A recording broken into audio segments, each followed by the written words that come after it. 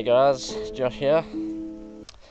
I'm just walking around the backyard randomly because I'm thinking of ideas. Oh, spiderweb. Back with another video. And this one's packed with loads of fun, graphs, and my sketchy video editing capabilities. So I've got quite a bit to cover. So let's not waste any time. Spinked. Okay, so here are my training 1RMs and the percentages which will form the blueprint for how much I need to be lifting. Approximate percentages will determine the intensity for all other exercises. This graph tracks the planned frequency, volume and intensity for the 6-week period. The thick yellow columns represent the training frequency per block. The thin yellow line represents the training volume in total reps, and the thin grey line represents the intensity as determined percentages of my 1RMs.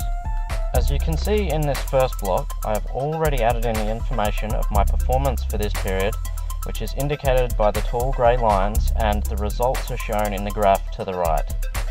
The training results for blocks 2 and 3 will be added to the graph in subsequent videos and will be explored in greater detail later.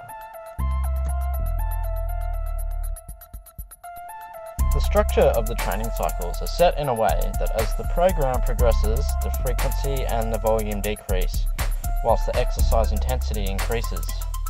This type of periodization is fairly common among various strength sports.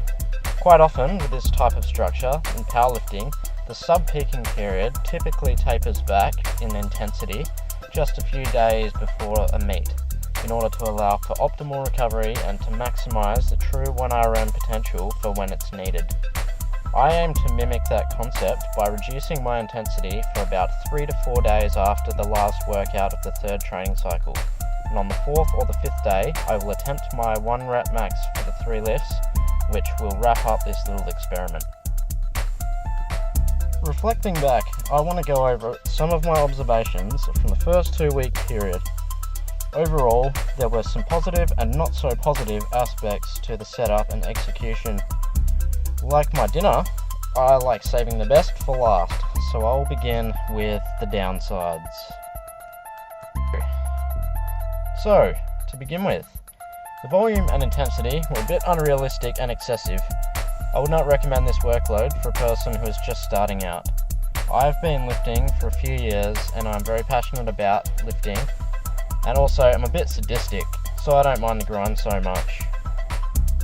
My next point, all of the exercises are major compound movements and are very neurologically and physically taxing. And there are 2 big issues that arise, in my opinion, and they are related. First of all, with such high physical stress, proper form and technique are often the first things to go out the window, so to speak. This can become a pathway for developing poor technique and improper movement patterns, which leads to the second point, which is injury and death. The actual amount of time that is required to complete each of these sessions is ridiculous. Some days I've been in the gym for up to 4.5 hours just doing these 3 movements. Which leads me to the next issue that I had, and that is, it gets boring and is very repetitive. On the plus though, this can be seen as a positive if your cat stops responding to your cries for attention, or you're just bored and have nothing better to do with your time. The last issue that I had with this section of the period was it was very difficult to maintain the intensity throughout the duration of the program. I was only able to complete the sessions at approximately 60 to 65% of my 1RM, which I was attempting to perform at 70%. Only on one day was I able to actually do that. I may have been a bit ambitious with the programming, so next time I'll reduce the intensity or the volume. Now to name a few of the benefits that I have noticed throughout this first 2-week period. I found that it is quite a good change from the highly taxing grind of low reps with high weight. I was able to recover faster, therefore train more frequently as the intensity was not at the level that I'm used to training at. I also found that, for me personally, seeing footage of myself provided me with objective criticism void of opinion or bias. If my form was bad, it was bad and the camera would not lie. Similarly, the camera wouldn't glitter coat my strengths. It's only other people that tend to inflate my ego. And myself. Mainly me. My bad. Alright guys, so that's it for this video. Thanks for watching, I hope you enjoyed. If you have any topics that you'd like me to cover in the future, please let me know by messaging me or leave a comment in the comment section below. And until then, stay swole.